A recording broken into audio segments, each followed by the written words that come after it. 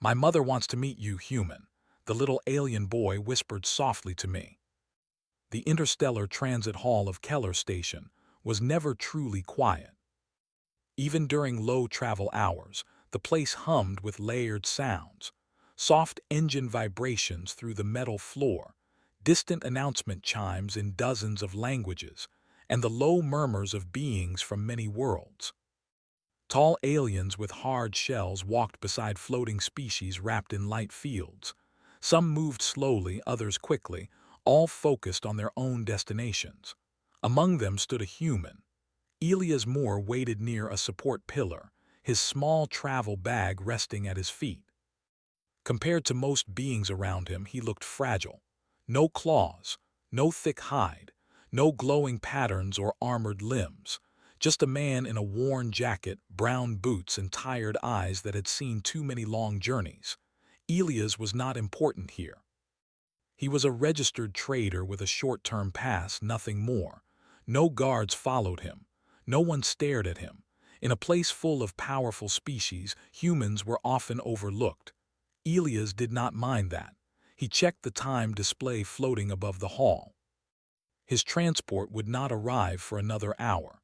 He sighed quietly and leaned against the pillar, letting the movement of the station pass around him like a slow river. That was when he noticed the child. The little alien boy sat near the edge of the hall, half hidden behind a cargo crate. He was small, even by child standards, with smooth gray-blue skin and large dark eyes that reflected the lights above. A thin cloak wrapped around his body, too large for him, and his small hands clutched the fabric tightly. The boy was shaking. Elias frowned slightly. Children were rare in transit halls like this, especially alone. Most alien cultures guarded their young carefully. A child left unattended usually meant trouble. Elias looked around. No adults nearby seemed to belong to the boy. No guards approached. Travelers walked past without slowing, some clearly noticing the child and choosing to ignore him. Elias hesitated. He knew better than to involve himself in alien matters. Different rules, different customs. A single wrong action could cause serious problems, but the boy's eyes lifted and met his. They were filled with fear. Elias sighed again, this time more deeply, and pushed himself off the pillar. He approached slowly, keeping his hands visible and his movements calm. When he stopped a few steps away, he crouched down so he would not tower over the child. "Hey there," Elias said gently, speaking in trade common. "Are you lost?" "I won't touch you, I just want to help. My name is Elias. I am hiding. My mother." Elias reached into his bag slowly and pulled out a sealed nutrient bar, standard human issue. He held it out but did not push it toward the boy. "This is food," he said. "If your people can eat human supplies." As the child ate, Elias remained crouched, saying nothing, simply being there. Around them, life continued as usual. Announcements echoed. Aliens passed by.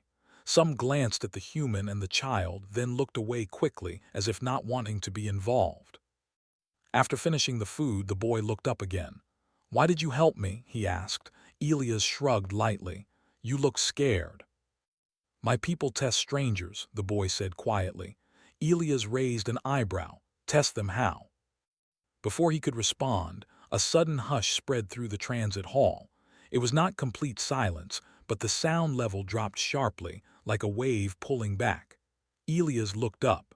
Several large alien figures near the far entrance had stopped moving. Their postures were stiff, alert. A few turned their heads slowly toward Elias and the child. Elias sensed something was wrong. The boy noticed too. He reached out and lightly touched Elias' sleeve. "My mother wants to meet you, human," the little alien boy whispered softly to him. Elias froze. Around them, beings who had ignored the child moments earlier began stepping back. Some moved away quickly. Others lowered their heads in clear signs of fear or respect. Elias stood slowly, careful not to startle the boy. "Your mother," Elias said quietly. "Who is she?" Instead, the hall seemed to hold its breath. A clear path opened through the crowd as travelers moved aside without being told. At the far end, a large doorway slid open silently. Elias swallowed. Whatever waited beyond that door, he knew one thing for certain. A simple act of kindness had just changed his journey forever. The wide doors at the far end of the transit hall remained open, dark space beyond them lit by a soft blue glow. No guard stood there, yet no one dared to cross the invisible line on the floor. Aliens of many kinds backed away, creating a silent corridor that led straight to Elias and the small alien boy. Elias felt every eye on him. The boy's small hand still held the edge of Elias' sleeve. His grip was gentle but certain, as if he already knew Elias would not pull away. "It's all right," the boy said softly, sensing the human's tension. "You are not in danger." "If your mother wants to meet me," he said calmly, "then I'll listen." The silence around them pressed in, broken only by the quiet hum of the station's systems. As they passed through the hall, Elias noticed details he had missed before. The way large, powerful aliens avoided even looking at the child. The way some pressed themselves against the walls, lowering their heads in respect or fear. This child was important, very important. They entered a restricted corridor, the walls smooth and dark, lit by lines of faint light that shifted color as they passed. The doors behind them closed without a sound. Elias exhaled slowly. "Where are we going?" he asked. "To my mother's chamber," the boy replied. "She wished to see you alone. That is unusual." As they walked, Elias took a closer look at the child. The fear from earlier was gone. In its place was calm confidence, even curiosity. He walked with purpose, his steps steady. "You said your people test strangers," Elias said carefully. "What kind of test was that?" The room was circular, its walls covered in symbols carved deep into the metal. At the center stood a raised platform, empty except for a single, massive chair shaped from dark crystal. Elias stopped at the edge of the room. The boy stepped forward alone. "Wait here," the child said. "She will come." A low sound filled the chamber, not a roar but a deep vibration that Elias felt in his bones. The air shifted, heavy with presence. From behind the platform, a tall figure rose. She was enormous, easily twice Elias' height, her body covered in layered armor-like plates that shimmered faintly. Her eyes glowed a soft gold, focused and sharp. Long, powerful limbs rested calmly at her sides. This was the mother.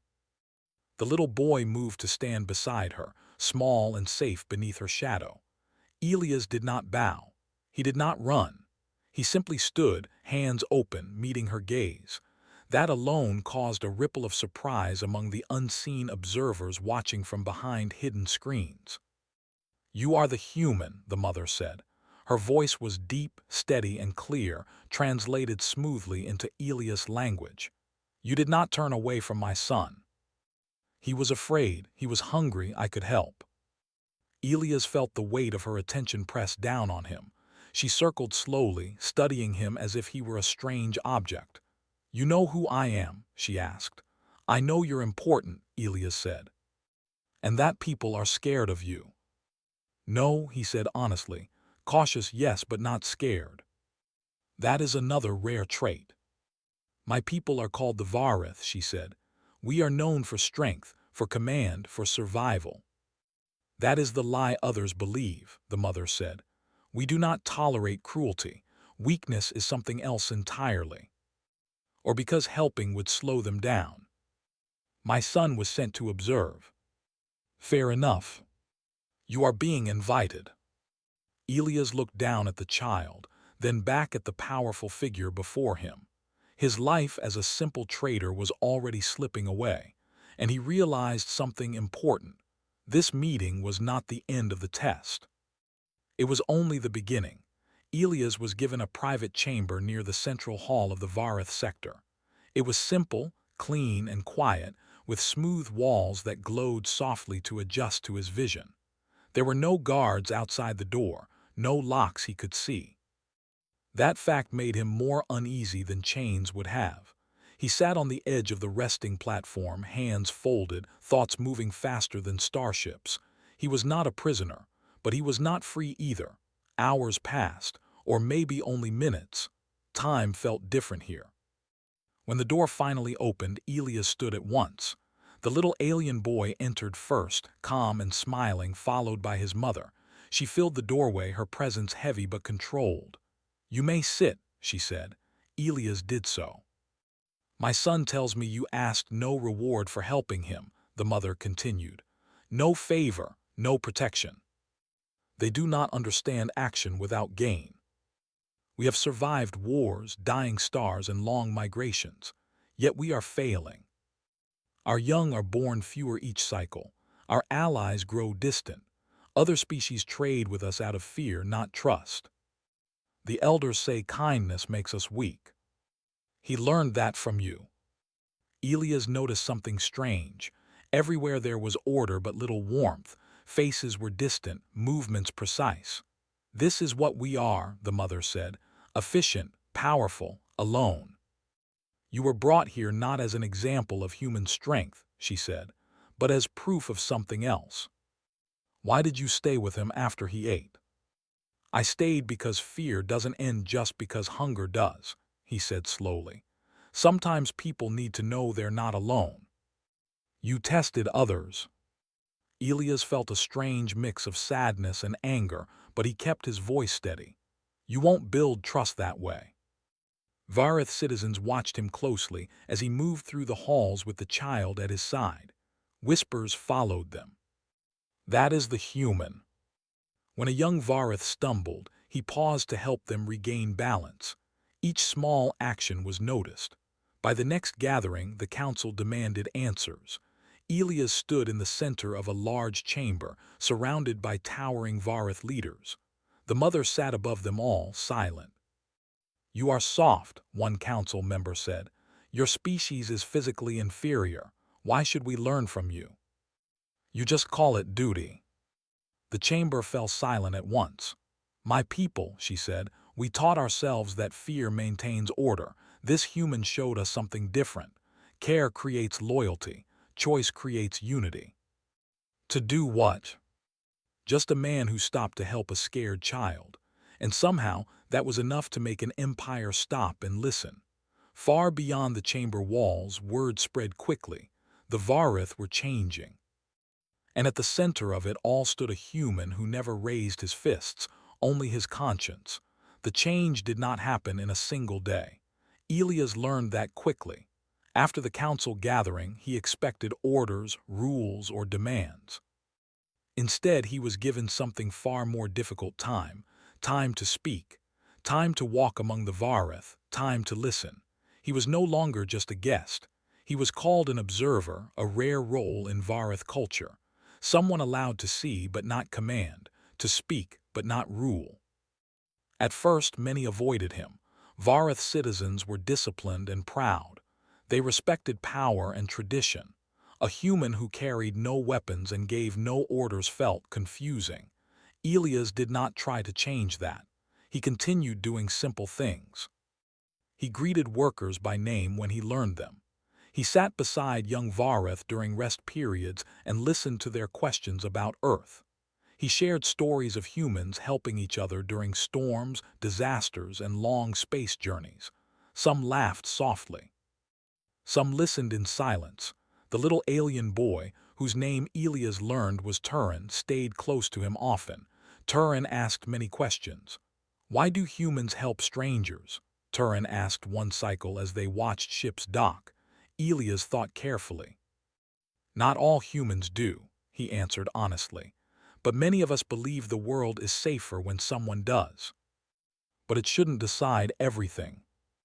A council aide paused to comfort a frightened youngling during a loud engine test. Small actions, quiet changes. Some elders resisted. "This human weakens us," one argued during a closed meeting. "Our enemies will see this as softness. Has our defense weakened?" He only noticed that fewer eyes looked at him with suspicion. More looked with curiosity, some even with respect. Eventually, the mother summoned him again. This time the chamber felt different, less heavy, more open. "You have shown my people much," she said, "without asking anything in return. But as a bridge between our people and yours, of an empire standing at the edge of something new, I can't stay forever," Elia said honestly. "Humans don't belong everywhere. And when I leave, I can speak of who you truly are. Because a child trusted a stranger," she declared, "and that stranger chose kindness, the Vareth will change our path. Our gates will open to humanity, not in fear but in trust.